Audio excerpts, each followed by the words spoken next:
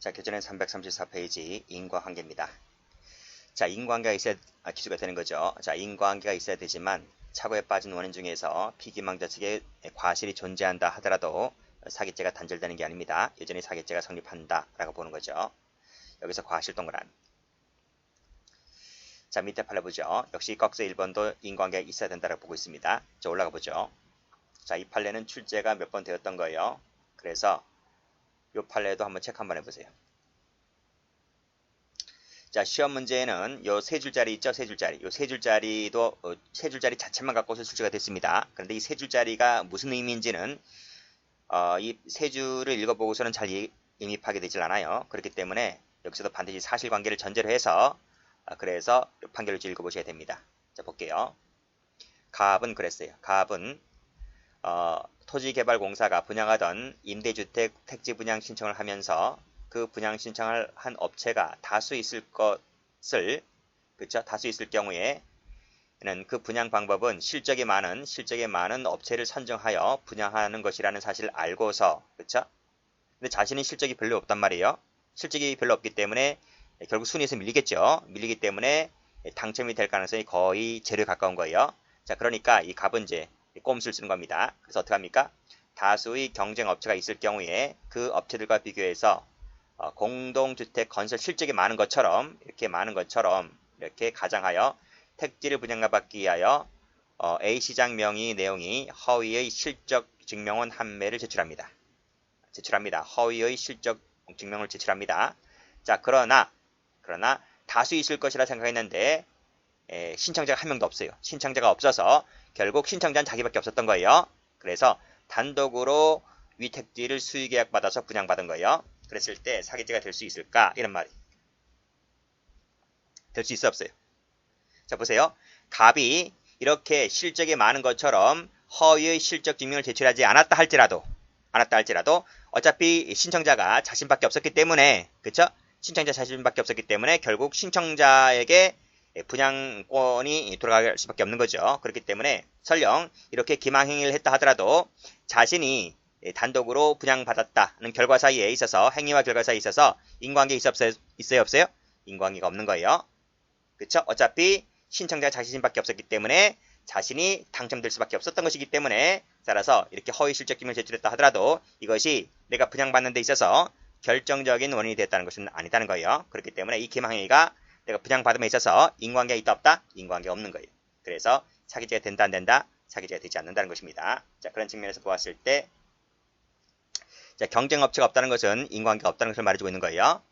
자, 그래서 꺽쇠 2번 가보시면, 자, 추첨 대상자에 들기 위해서 개인의 허위의 실적 증명을 제출했다라고 했을 때 이것은 밑에 인과관계가 없는 것이기 때문에 사기죄가 되지 않는다는 구조가 됩니다.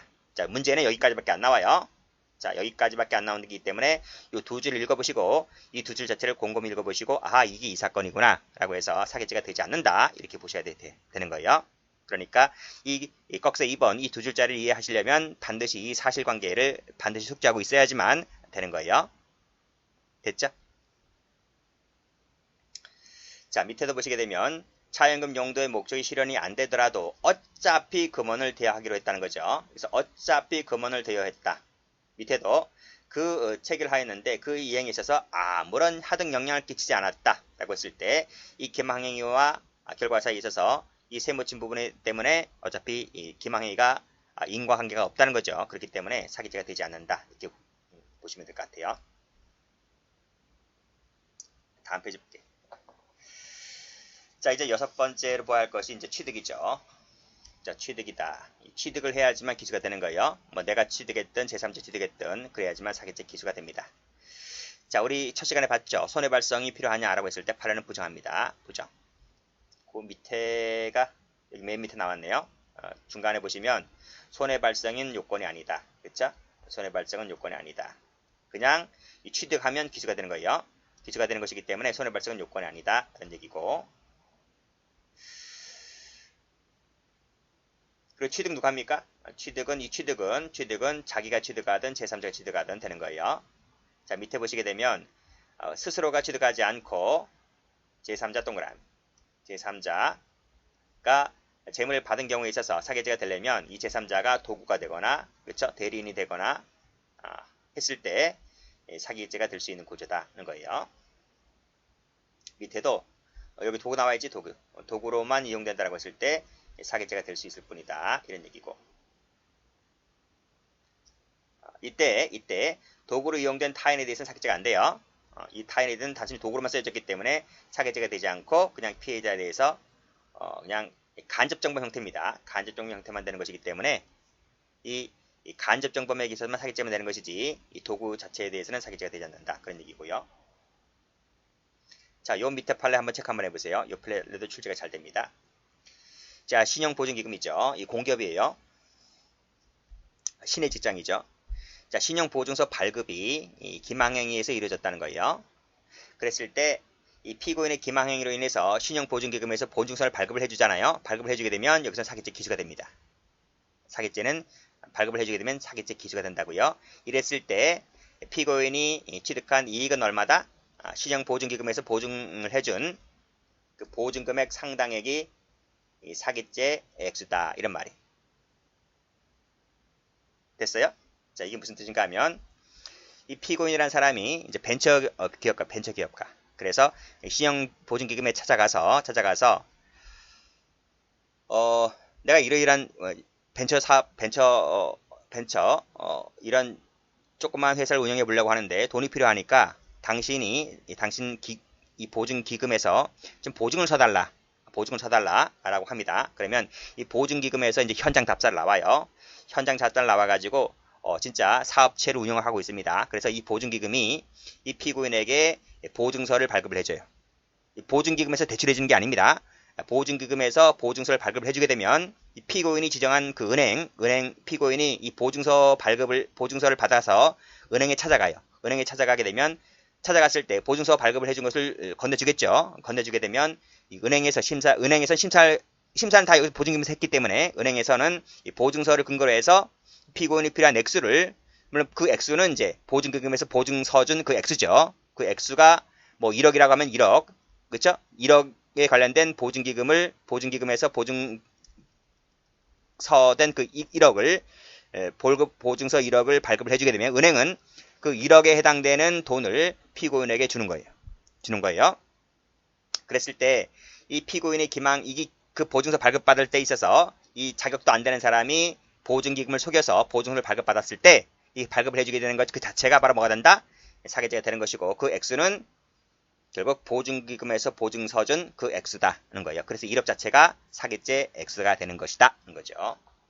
결국 이 사람이 돈을 갚으면 사기죄가 되지 않는 것인데 돈을 못 갚기 때문에 이 보증기금에서 소송을 걸었던 사건이죠. 그랬을 때 내가 보증서 준 그 액수가 사기죄 액수다, 이런 말입니다. 자, 이것도 마찬가지죠. 역시 대한주택보증에서 보증서를 발급을 해줍니다.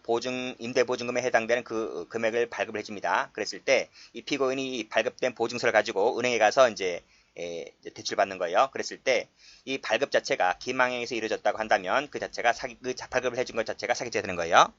물론 이제 나중에 돈을 못 갚으니까 이 주택보증에서 이제 사기죄로 소송을 거는 거예요. 그랬을 때 사기죄 피해 액수는 뭐다? 내가 보증서 발급에 적혀져 있는 그 금액수, 그게 바로 임대보증금 액수라는 거죠. 그게 뭐 1억이면 1억, 뭐 2억이면 2억, 그 액수가 바로 사기죄 피해 액수가 되는 거예요. 거의 비슷한 판례죠. 비슷한 판례인데 신용보증기금 판례가 출제가 많이 되었어요. 자, 이 판례도 출제가 잘 됩니다. 이것도 한번 체크 한번 해보세요. 엄할인이죠. 엄할인에 의한 사기죄의 피해 액수는 액면금 액수가 아니라 피해자로부터 실제로 수령한 액수다. 실제 수령한 액수가 바로 사기죄 액수다, 이런 말이죠. 자, 이게 무슨 뜻인가 하면 이제 어음이 이제 1억짜리 어음이라고 한번 해볼게요. 어음이라고 하면 A가 이제 사기꾼이죠. 그리고 이제 B가 이제 피해자가 되는 것이고, 그래서 피해자입니다. 자, 이 어음 소지자죠. 어음 소지자입니다. 자, 이 사람이 이제 기망행위를 하죠. 기망행위를 한다. 원래 이제 3개월 후에 이제 그 어음의 액수에 관련된 것을 은행에 지급 청구를 하게 되면 이제 은행에서 이제 그 어음 액수에 관련된 돈을 주잖아요. 그쵸? 그런데 그때까지 못 기다리니까 A라는 사람이 B에게 할인 판매하는 거야. 할인 판매. 이 어음에 기재된 액수에 얘를 그대로 팔면 B가 남는 것이 없잖아요. 그렇기 때문에 이 어음 액수에 관련된 기재에 10%를 할인해서 할인 판매하는 거, 할인 매도를 하는 거죠. 매매를 합니다. 보통 10%입니다. 10%를 할인해서 파는 거죠. 그러니까 이게 1억짜리라고 하면 9천만 원에 파는 거야. 그래서 그러면 이 B가 심사해 보겠죠. B가 이제 나름대로 이제 꾼이니까 이제 이 어음이 괜찮은 어음인지 부도음인지 이제 심사를 해보고 나서 괜찮다 싶으니까 이제 매매를 하는 거예요. 매매를 하는 거예요. 그래서 이 사람이 얼마 주고 샀어요? 10%를 공제한 나머지 90%를 주고 이렇게 B로부터 이제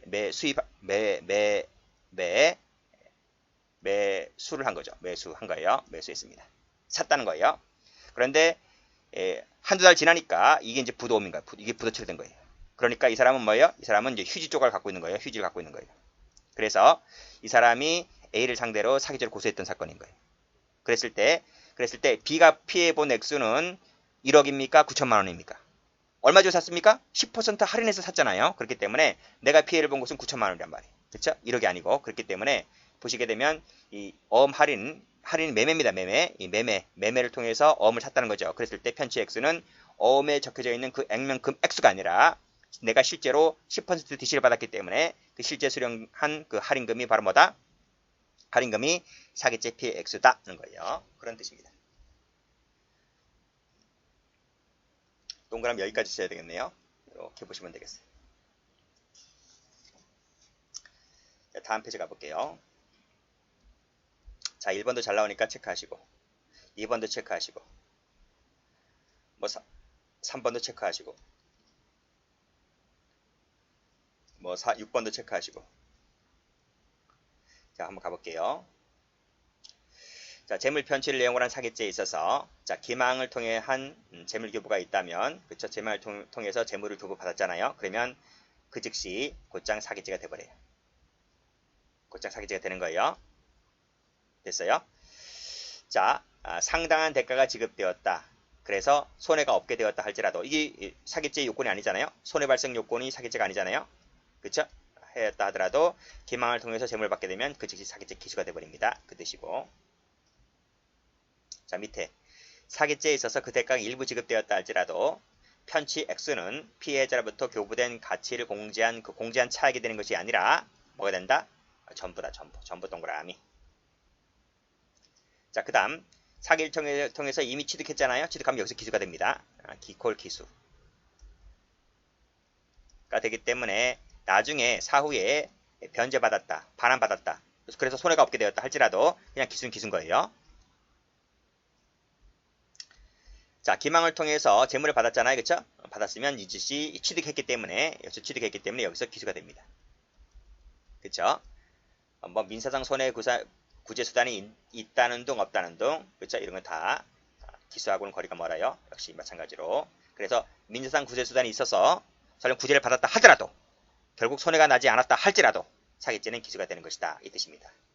그래서 여기도 나와있지. 기망을 통해서 밑에 이를 매수하였다고 한다면 취득했다는 거죠. 그랬다고 한다면 이때 여기서 바로 침해가 있었다 볼 것이기 때문에 여기서 기수가 된다는 거예요. 이것도 마찬가지죠. 기망을 통해서 이 보증서 발급이 이루어졌다고 한다면 그쵸? 여기서 뭐가 된다? 사기죄는 기수가 되는 것이다. 이런 말이고 끝이요. 담보권 설정되었다 해서 손해 발생이 없다 할지라도 여전히 기수가 된다는 거예요. 자, 분식회계 나와 있습니다. 분식회계 하면 그냥 사기죄 기수가 됩니다. 분식회계를 통해서 금융기관을 속여버리죠. 그 대출을 받게 됩니다. 그러면 여기서 기수가 되는 거예요. 그리고 역시 마찬가지로 뭐 담보가 있든 없든 손해가 없다 하더라도 나중에 대출금이 상환되었다 하더라도 그쵸? 상환되었다 하더라도 그냥 여기서는 기수가 됩니다. 자, 여기서 분식회계가 나오는데요. 분식회계가 뭔가요? 분식이라고 하는 것이 이 분자가 가로 분자입니다. 가로, 분. 식자가 꾸밀 식자입니다. 아시겠죠? 가루를 쳐서 장부를 꾸민다 이런 말이에요. 장부를 꾸민다. 그러니까 A라는 사장이 있어요. 사장이 있고 여기 이제 B라는 은행이 있어요. 은행이 있는데 회사를 운영을 하려면 돈이 필요하잖아요. 돈이. 그러니까 돈이 필요하기 때문에 은행에서 대출 받아야 되는 거예요. 대출받아야 되는 거예요. 그래서 은행이 이제 대출해 준단 말이에요. 이렇게. 뭐 10억이면 10억 이렇게 대출해 준단 말이에요. 그런데 은행에서 대출해 줄 때요. 이 10억이라는 돈이 대출해 줄 때 여기 재무제표 있죠. 재무제표라고 하는 것을 매년마다 이 서류를 받아요. 서류를 받아서 이 회사가 잘 운영되는 회사구나. 그랬을 때 이 대출 기간을 10억을 대출해 준 그 기간을 1년마다 이렇게 연장해 주는 거예요. 연장해 주는 거예요. 그러니까 이 A라는 사장은 이 재무제표라든지 뭐 전년도 매출 기록, 매출 이런 것을 세무서에 가서 떼어다가 은행에 매년마다 이렇게 제출해야 되는 거예요. 그래야 대출 기간이 연장되는 거예요. 근데 실적이 아주 나쁘게 되잖아요. 실적이 아주 나쁘게 되면 대출금을 연장을 안 해줘요. 연장 안 해주고 바로 이 10억을 다 갚아라 이렇게 얘기하지 않습니다. 그래서 일부러 이제 뭐 몇 퍼센트는 상환하라 이렇게 나오는 거예요. 그러니까 가뜩이나 회사가 어려운데 이 돈의 뭐 40% 60%를 상환하라 그러면 이 A라는 사장이 돈이 있어요? 돈이 없잖아요. 그렇죠? 그렇기 때문에 이 대출 기간을 연장 받으려고 한다면 이 재무제표라든지 이 매입 매출 이런 그 실적을 이 장부를 허위로 작성해야 돼요. 허위로 작성해서 은행을 속여서 대출 기간을 연장받게 해야 되는 거예요. 그래서 이 회사 오너가 이 분식회계를 했다는 말은 장부를 꾸몄다. 매입 매출 이런 기록표를 다 꾸며가지고 허위 장부를 제출하게 되는 거예요. 그러니까 은행을 속이는 거죠. 대출 기간을 연장받고 하는 거예요. 결국 돈을 못 갚지? 돈을 못 갚게 되면 너 은행이 그러는 거죠. 너 임마 이렇게 장부를 속여서 나한테 제출했어? 너 나한테 사기친 거지. 그래서 이 은행은 이 A라는 사장을 상대로 해서 사기죄로 고소를 해버리는 겁니다. 그랬을 때 판례는 뭐라 한다? 사기죄가 되는 것이다. 이런 말이에요. 아시겠죠? 그런 얘기입니다. 그러니까 분식회계를 통해서 그렇죠? 분식회계를 통해서 기망을 해서 대출을 받는 순간 여기서 기수가 되는 거예요. 기수가 되는 것이다. 아시겠죠? 그래서 나중에 뭐 담보가 제공되었다, 갚았다 하더라도 여전히 사기죄에는 변함이 없다는 거죠. 물론 돈 다음 갖게 되면 보통은 사기죄로 소송 걸지 않습니다. 걸지 않다 하더라도 우리 사기죄는 이 앞에서 기망해서 대출받게 되는 순간 이 자체가 사기죄가 된다 이렇게 보고 있어요. 제가 늘상 하는 말인데 여자 화장 있죠? 여자가 화장을 하잖아요. 이 화장이 하는 것이 바로 이겁니다. 가루 있어 밀가루가 아니고 돌가루죠. 돌가루라고 하는 그 파우더를 여자 얼굴에 화장을 해서 얼굴에 떡칠을 해버리잖아요. 떡칠을 해버립니다. 그래서 화장한 여자와 화장하지 않은 여자가 완전히 달라요. 그럴 때는 그게 사기치는 거. 아시겠죠? 그러니까 여자 쌩얼이 이쁜 여자가 진짜 이쁜 거지. 화장 떡칠해가지고 돌가루를 쳐가지고 자기 본 모습을 보이는 것 자체가 남자를 사기친 거야. 그래서 어떤 사람들은 그래요. 결혼하고서라도 자기 남편에게 자기 쌩얼을 보여주지 않았다. 그런 여자도 있어요. 그건 완전 사기지, 그쵸? 그래서 혹시나 여자랑 잠자리 할 때 숟가락을 들고 여자 얼굴을 떠보세요. 얼굴 떠서 그 돌가루가 많이 나오면 사기치는 것이기 때문에 사기지 마세요. 농담입니다. 자, 그 다음 또 볼게요. 자, 석유 정제업자를 기망을 했죠. 그래서 그 상당 X, 부가세에 해당되는 상당한 X의 석유를 취득했다라고 했을 때 여기서 기수가 되는 거죠. 자, 그 다음 순차 매수한 병정 등에게 이중매도 사실을 숨긴 채 형식적인 매매계약서 작성해 주었다라고 했을 때 숨기해서 매매계약서를 작성받았기 때문에 이때 사기죄가 된다 이 뜻입니다. 다음 페이지입니다. 여기도 보시면 자, 국민주택 건설 자금으로 사용할 의사가 없으면서도 사용할 것처럼 마치 용도를 속여버렸잖아요. 그렇죠? 그러면 사기죄가 됩니다. 전액에 대해서 사기죄가 됩니다. 일부를 나중에 그 용도로 썼다 할지라도 그 제외한 나머지 액수에 대해서 사기죄가 되는 것이 아니라 전액입니다. 전액. 밑에도 전액이죠? 전부 다 전액이고 여기도 전액인 거예요. 손해발생은 요건이 아니기 때문에 전액에 대해서 사기죄가 됩니다. 차액이 된다 하면 틀려요. 자, 밑에도 보시게 되면 요 밑에 10번도 출제가 잘 되죠? 보험금을 편취할 의사로 고의적으로 사고를 유발한 다음에 그러면 사기죄가 기수가 됩니다. 그렇죠? 설령 경미한 상해를 입었다 할지라도 장기간 입원해버리죠? 그렇죠? 뭐 한 달 정도 입원할 것을 한 달도 아닙니다. 1주, 2주 입원할 것을 6개월, 1년치 입원을 해서 과다한 보험금 지급을 청구해가지고 과다한 보험료를 지급받았다라고 했을 때 그 전체 액수에 대해서 사기죄가 되는 것이다. 그렇죠? 나머지 이 경미한 부분은 어차피 입원할 것이기 때문에 이걸 공지하는 게 아닙니다. 전체에 대해서 사기죄가 되는 것이다. 이것도 마찬가지고요. 과다한 요양급여비를 청구해서 취득했다라고 했을 때 전체에 대해서 사기죄가 되는 것이다. 이렇게 보시면 될 것 같고, 여기도 보시게 되면 5억을 대출해달라고 했는데 그 금액을 초과해서 10억을 대출받잖아요. 그랬을 때, 그쵸? 그랬을 때 그 전액에 대해서 사기죄가 되는 것이다. 이렇게 보시면 되겠습니다. 시험에 잘 나오는 것들이 별표가 되는 거 위주로 보시게 되면 뭐 9번도 나온 적이 있고요. 9번, 10번, 11번 요 세 가지가 출제가 좀 많이 되었던 사건입니다. 여기까지 합니다.